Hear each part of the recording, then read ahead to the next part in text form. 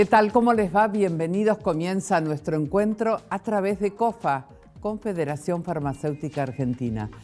Temas que vamos a desarrollar en el programa de hoy. Vamos a hablar de medicamentos y conducción. Vamos a hablar también cómo cuidar nuestra piel del frío. Y otro tema importante, osteoporosis. Así que comenzamos de esta manera.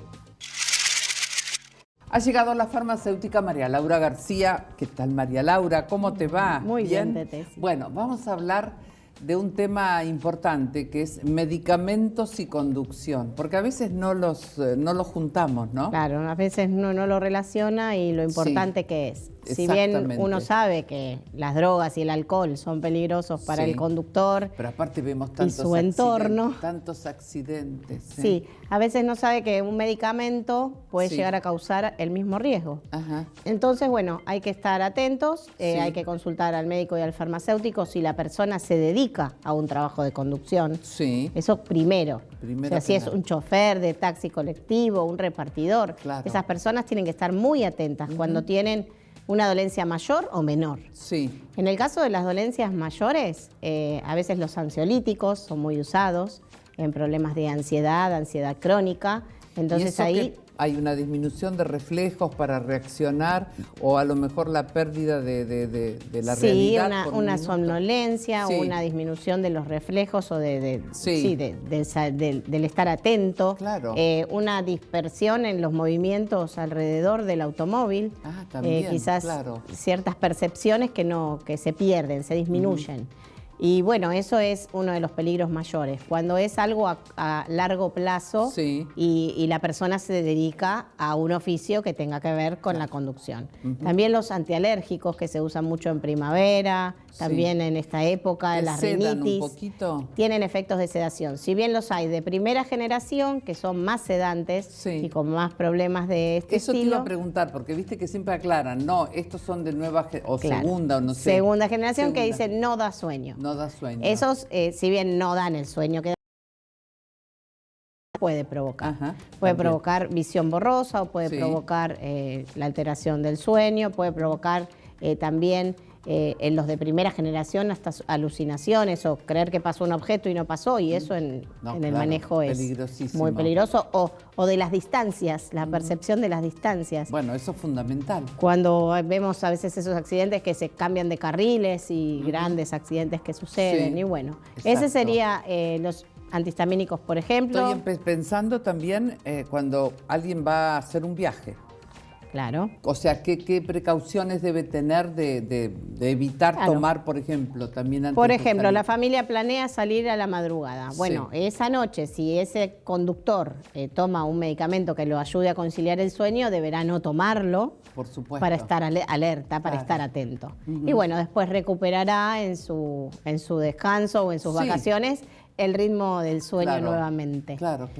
Ahora, ¿qué tema? Porque muchísima gente necesita esos medicamentos, no necesariamente para el sueño, pero digo, otro tipo de medicamentos y tiene que también manejar, ¿no? Sí, claro, los relajantes musculares, que las personas justamente que hablábamos, los choferes, son propensos a tener por su postura, una contractura muscular, una lumbalgia. Entonces esa persona necesita quizás un medicamento, pero bueno, hay que avisarle al médico, mi oficio es, o mi trabajo es, entonces el médico o el farmacéutico lo va a poder orientar en qué horarios tomarlo, en qué horarios no. Claro, y disminuir las dosis en algunos casos. Hay una anticipación que también hay que prever, ¿no?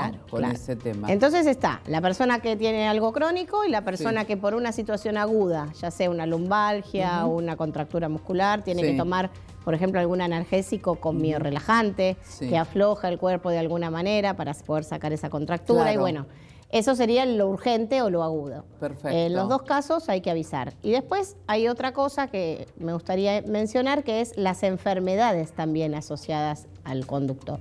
A ver. Porque hay personas que tienen epilepsia. Sí.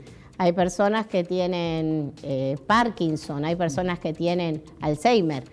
Que la sola enfermedad asociada a la conducción tiene un riesgo. Tiene un riesgo enorme, yo creo que no pueden conducir. Claro, ¿no? entonces Claro. esas personas, o sea, tienen que ser conscientes, tanto para el cuidado propio de su acompañante y de la vía pública. Sí. Entonces ahí sí, sí pueden conducir, sí, obviamente hay personas muy jóvenes que tienen una epilepsia Porque cuando hay, o sea, tratada, alguien que tiene epilepsia, el ataque es súbito o más o menos se va dando cuenta. Antes del diagnóstico puede ser súbito. Una vez que está diagnosticada y tiene un tratamiento, deberá cumplir más que nadie con ese tratamiento. Con ese tratamiento. Es un riesgo muy grande. Claro. Olvidé tomar el medicamento y justo tuve que manejar y justo le agarré un ataque en medio del manejo y la catástrofe que puede crear. Entonces, las enfermedades que también traen un riesgo al conductor, bueno, y que esa persona no debe dejar de tener el medicamento prescripto, tomarlo bien. Claramente, parece obvio todo lo que hablamos, claro, pero es bueno reforzarlo y es bueno saberlo también. Sí, ¿no? sí, y más cuando hay un medicamento nuevo que uno desconoce. Entonces ahí es donde hay que... A veces, bueno, siempre en el prospecto dice... Sí, hay de menor riesgo, mayor riesgo también. Y hasta los prohibitivos. Totalmente. Así María Laura, gracias como siempre. Muchas gracias. A vos, Tete. Vamos a una pausa y ya estamos de regreso.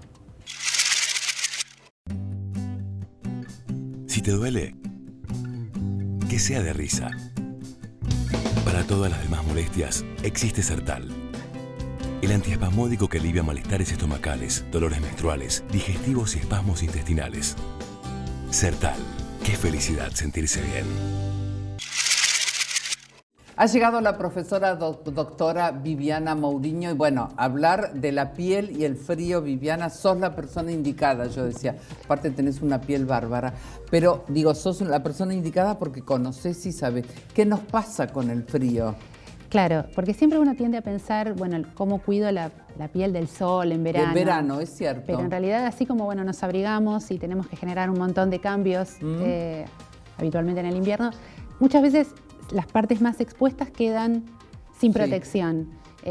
Y sobre todo la piel de la cara, de las manos y los labios suelen sentirse agredidos por el viento, por el tiempo, por supuesto por la inclemencia de la temperatura, pero también por los cambios de temperatura. Claro. Estamos en la calle con una temperatura muy baja, ingresamos a un ambiente muy calefaccionado y le lleva un tiempo, 15, 20 minutos sería lo ideal, de adaptación que por supuesto es imposible de realizar. Claro. Y ahí la piel sufre una tirantez, una resequedad y también en muchos casos ese enrojecimiento propio de no poder adaptar bien los capilares a ese cambio de temperatura. Ahora, viste que en el verano somos conscientes del sol, todos usamos protectores y todo, y bueno, con el sol es muy evidente el calor y todo. ¿Qué pasa en el invierno? ¿También tenemos que usar protectores? Bueno, sí, por supuesto, si vamos a lugares donde el sol nos va a poder generar un daño, por ejemplo en la nieve, hay situaciones... La nieve es fatal con la piel, ¿no? Hay situaciones que todavía son quizás peores que en la playa. ¿Por qué? Porque es el rebote. Exacto. El blanco genera, exactamente, un rebote de la luz, por decirlo de alguna manera fácil de entender, que impacta mucho más porque es lo que estamos recibiendo más lo que se está reflejando. Claro. Entonces es muy agresivo. Es por eso. Sí, hay que cuidarse sobremanera, con factores muy altos. Pero habitualmente el mayor impacto es esa sequedad, por lo tanto hay que humectar la piel. Tirante, ¿viste? Que se te pone la piel tirante con el frío. Exacto, sobre todo si hay una piel sensible más aún, si es seca más aún. Entonces, por ejemplo, bueno, humectarla varias veces al día, si es posible 2, 3 veces. Los labios. ¿Qué pasa con los labios? Porque los labios también sufren muchísimo. Aparte los labios no tienen el mismo, digamos, no es como la piel que tiene su factor humectante natural. Ah, por eso. Claro, entonces tiende a sufrir todavía más y es necesario protegerlos con... ¿Te acordás cuando éramos chicos la manteca de cacao? La manteca de cacao, sigue estando la manteca ¿no? de cacao, sigue estando, pero bueno, hay muchos bálsamos que son superadores de la manteca de cacao, pero bueno, la manteca de cacao en sí es una muy buena barrera. Nos actúa como barrera. Entonces la aparición en el invierno de esas pieles que uno ve que se ponen rojas tiene que ver con los cambios de temperatura. Con los cambios de temperatura fundamentalmente. Eso de ingresar, que también puede pasar en el verano al revés, ¿no? Sí. Pero el ambiente seco, de un ambiente calefaccionado, que en general no es más seco que lo habitual, por eso se recomienda mucho también el agregado de humidificadores en los ambientes o mantener determinada humedad relativa en el ambiente. Es buenísimo no solo para un tema saludable, sino también para la piel. Claro, sí, ayuda a respirar mejor, pero también a la piel nos ayuda a mantener ese equilibrio eudérmico que tenemos que tener. Totalmente. Ahora, hablemos de la alimentación, porque también llega el frío y cambia la alimentación, ¿no? Sí, claro. Te invita a comer cosas que son a lo mejor suculentas, pesadas o con mucha... Uno tiende a pensar que por eso nos vamos a abrigar, a arropar desde adentro, porque por necesitas, viste, con los días de frío. Claro.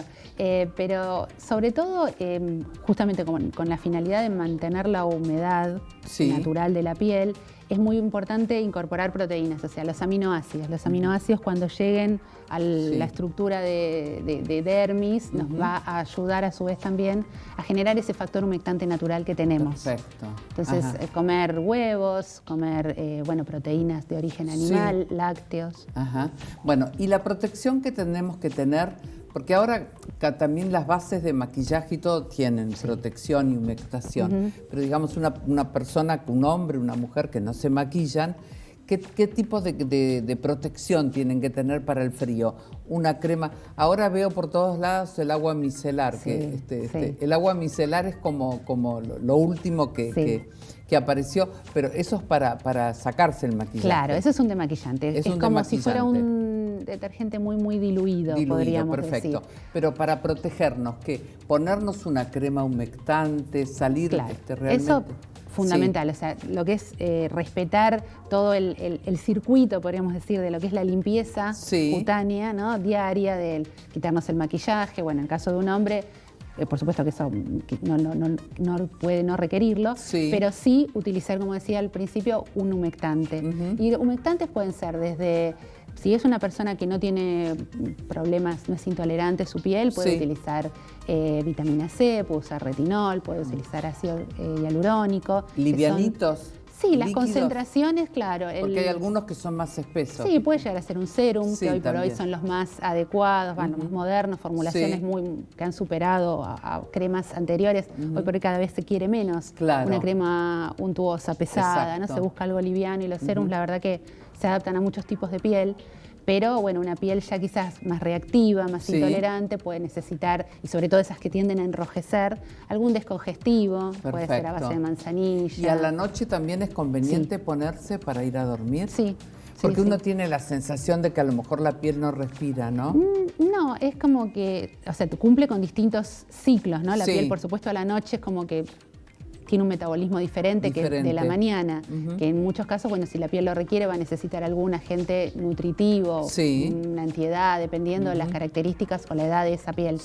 Pero el agente humectante siempre va a ayudar. Por eso, por ejemplo, un retinol a la noche y una vitamina C a la mañana es bueno. Es un muy buen balance. Y me olvido de las manos, que también es la otra parte del cuerpo que está expuesta al sol y que sufren, ¿viste cómo sufren por el supuesto, frío? Por supuesto. Sí, justamente uno de los consejos más sencillos es no lavarlas tanto, ¿no? Que ahora justamente, bueno, con todo esto de la pandemia que hemos sufrido, las manos se han agredido y mucho.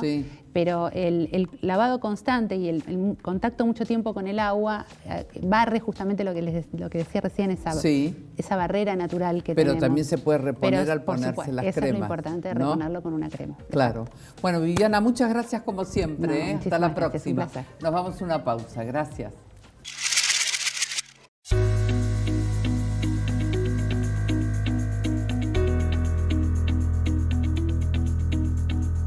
Llega la farmacéutica Silvia Ciano y vamos a hablar de una enfermedad que aparece en la piel de los niños, el impétigo. Y la pregunta es, o las preguntas es, ¿qué enfermedad es y cómo la podemos reconocer? El impétigo es una enfermedad infecciosa cutánea causada por dos tipos de bacterias.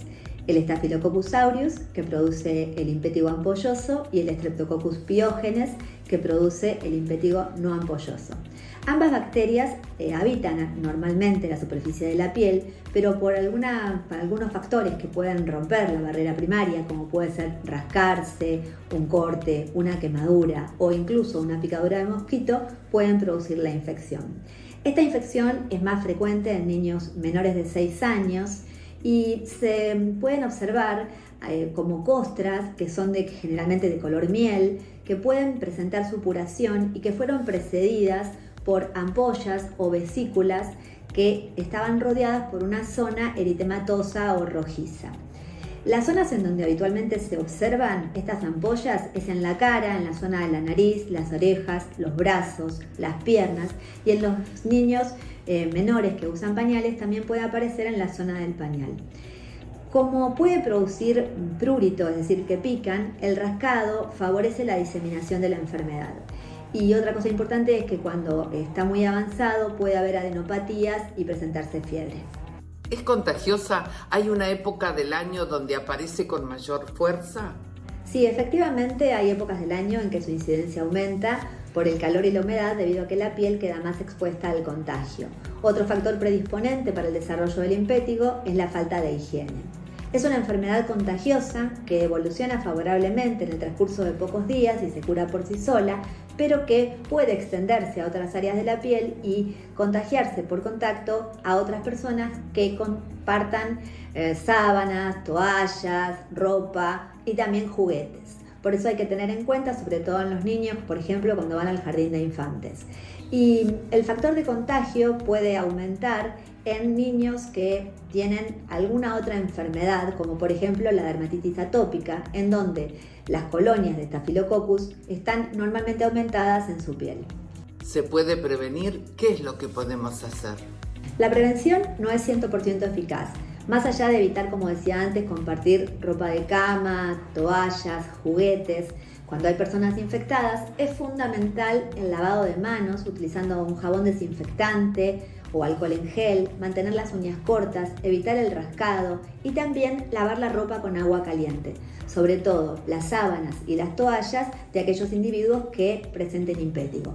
Si se sospecha cualquier síntoma de esta enfermedad, hay que acudir al médico o al pediatra. No porque la enfermedad revista gravedad en sí misma, porque como les decía antes, evoluciona favorablemente, sino que es importante diferenciar el diagnóstico de otras enfermedades cutáneas para poder iniciar el tratamiento adecuado. El tratamiento va a consistir en la limpieza de la zona utilizando desinfectantes y el uso de pomadas o cremas que sean antibióticas. Generalmente se utiliza mupirocina o ácido fusídico.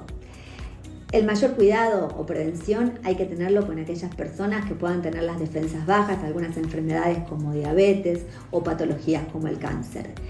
En ocasiones se resulta necesario utilizar tratamiento antibiótico oral. Gracias, Silvia.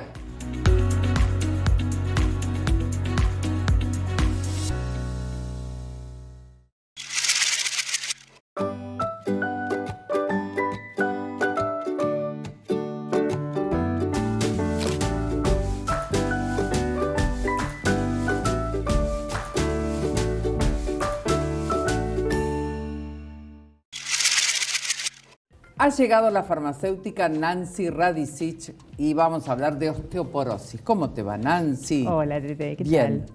Bueno, y viste que cuando se habla de osteoporosis se habla de los fijadores de calcio también. Así que vamos a tener una mirada por todos esos temas. Bueno, ¿cómo se llega al diagnóstico de la osteoporosis? ¿Cómo llega una persona a saber que tiene osteoporosis? Bueno, la característica de la osteoporosis es que es una enfermedad silenciosa. Claro. Entonces, si bien hay factores predisponentes que pueden hacer sospechar o plantear la necesidad de controles, realmente la forma de diagnosticarla es a través de estudios médicos, a través de un estudio médico en particular, que es la densitometría. La densitometría famosa. La densitometría famosa, que además de establecer si la persona o no tiene o no osteoporosis, permite diagnosticar los diferentes grados en el avance de la enfermedad. Claro. Si hasta un determinado valor es osteopenia, que sería el paso previo a la osteoporosis, o si la osteoporosis está en sus estados iniciales o avanzada. Claro. Pero además que puede haber factores predisponentes, la raza blanca habitualmente es más propensa. Las personas delgadas también son más propensas. Curiosamente, ¿no? Porque tienen menos masa muscular. Exactamente. Claro. Y también las mujeres tenemos más probabilidades, sobre todo a partir de la menopausia, por los cambios hormonales que se producen que van a influir en esta formación del hueso, ¿no? Porque recordamos que el hueso es un tejido vivo. Sí. que como tal está en permanente recambio, es decir, está perdiendo células e incorporando células nuevas. Claro. En condiciones normales hay un equilibrio entre toda esta situación. A partir de determinada edad y con los factores predisponentes, la resorción, es decir, la pérdida de material, comienza a ser mayor que la absorción. Claro. Y el hueso empieza a perder material, justamente. Claro. Por eso lo que se mide es la densidad ósea en el diagnóstico. Entiendo. Y que realmente, si uno lo observa, al hueso con osteoporosis presenta justamente el aspecto de una esponja. Una porosidad. Exacto, claro. Totalmente poroso. Bueno, ahora vamos a hablar de tratamientos. ¿Hay distintos tipos de tratamientos? Sí, en realidad lo más importante es la prevención, pero una vez diagnosticada, debemos recordar que la osteoporosis es una enfermedad crónica, es decir, no tiene cura, sino que la persona va a poder acceder a tratamientos para mejorar su calidad de vida. Claro. Totalmente, y impedir que siga avanzando. Si bien hay nuevos tratamientos últimamente, las estrellas han sido los bifosfonatos, los fijadores de calcio, como se los conoce. O sea, la posibilidad de que el calcio entonces quede. De que quede, exactamente. Sí. Y lo que va a impedir o a retardar es este proceso de resorción ósea. Va a permitir que el hueso se vaya perdiendo material más lentamente o detener el avance. Perfecto. Y dentro de los bifosfonatos tenemos una serie, el livandronato fue uno de los primeros. Sí. Hoy el más utilizado es el alendronato. Tienen muy buenos resultados, pero también tienen algunos efectos adversos si no se cumplen las condiciones para su toma. Normalmente son tratamientos. El alendronato, las presentaciones que hay son para uso semanal. La dosis diaria en realidad es entre 5 y 10 miligramos diarios, pero las presentaciones que vienen son para uso semanal o para uso mensual. ¿Y qué contraindicaciones puede llegar a tener entonces? Y lo que provoca son sobre todo muchas molestias gástricas y lesiones. Es muy irritante para el aparato digestivo. Por eso la recomendación de tomarlo se toma en ayunas, lejos de las comidas, para facilitar su absorción. Pero además a la persona, una vez que lo tomó, se le recomienda permanecer sentada o de pie durante una media hora más o menos, no acostarse, y si se va a acostar, que antes ingiera algún alimento. Pero normalmente... Pero a lo mejor no se siguen esas indicaciones. En muchos casos no, porque justamente... Porque eso es para que se absorba. ¿Por qué se tiene que quedar entonces? El quedarse de pie en posición erguida, digamos, tiene que ver con las afecciones sobre el aparato digestivo.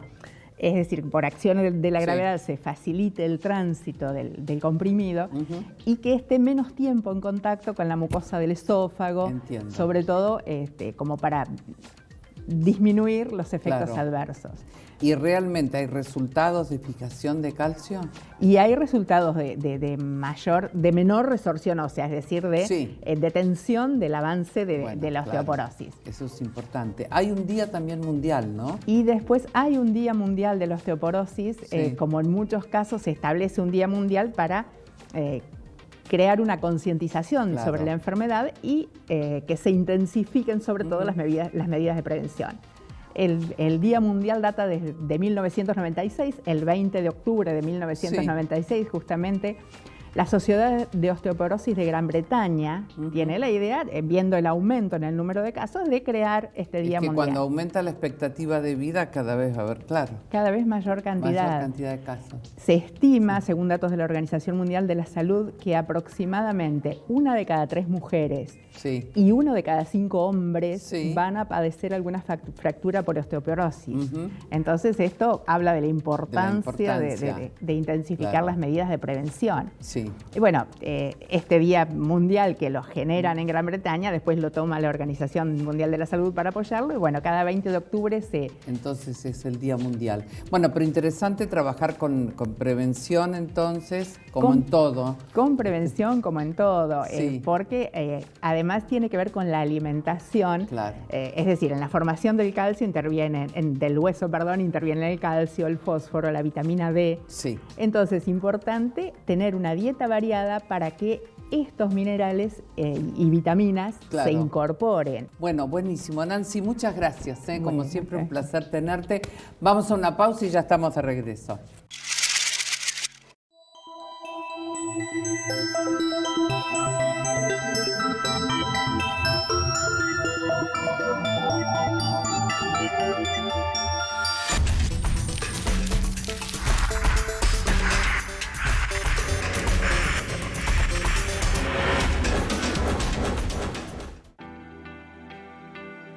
Desde hace 10 años, Mastelones lleva a cabo una campaña solidaria para ayudar a los que más lo necesitan. Este año decidimos que los hospitales sean los protagonistas. Por eso, vamos a donar 250.000 vasos de leche a los hospitales que están en las comunidades donde la Serenísima tiene sus plantas. Llegó el momento de la despedida. Gracias por acompañarnos. Nos encontramos la próxima semana. Recuerde que nuestro Facebook es Con Vos 24 horas.